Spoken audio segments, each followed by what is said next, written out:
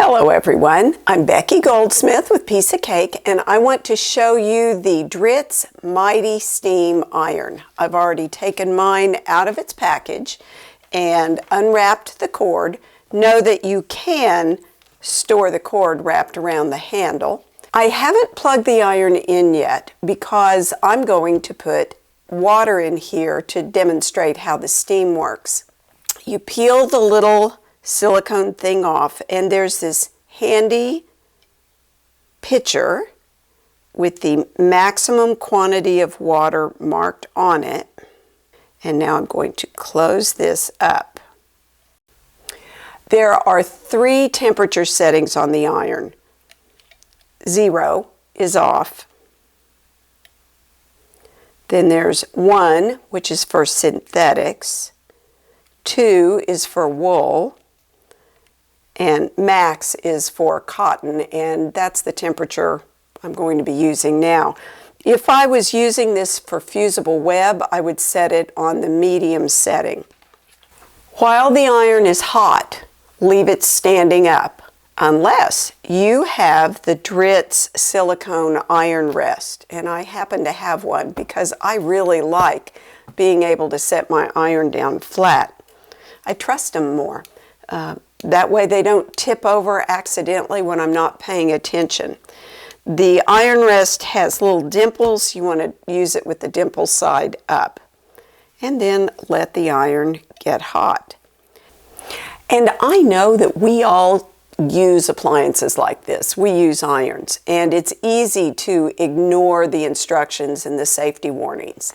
That said, when you're working with something that can get hot enough that if left unattended can start a fire, it probably makes sense to give this a look. I did.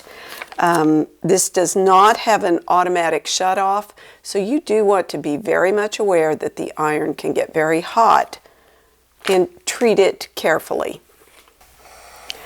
This is an iron to use for small jobs, not huge jobs. And I actually have the perfect small job to take care of right here. I've lost my creased line in my background block, this creased line, and it's making it difficult for me to position the overlay.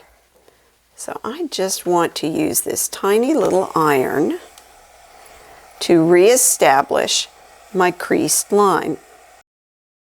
And you might notice when the steam button is engaged, it really wants to kick out the steam. If you want to preserve your water or stop the steam, just engage the button and the steam turns off. That's very handy. Whoa, that did a nice job of putting in the crease that I had lost.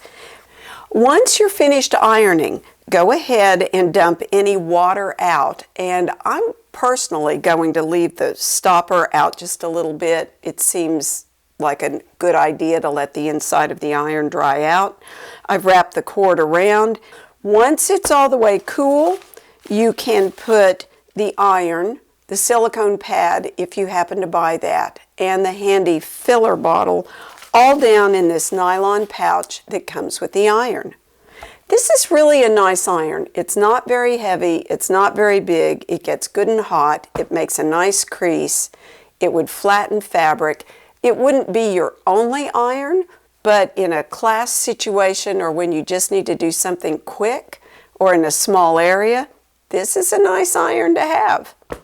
I hope you've enjoyed seeing how it works, and may you have many happy stitches.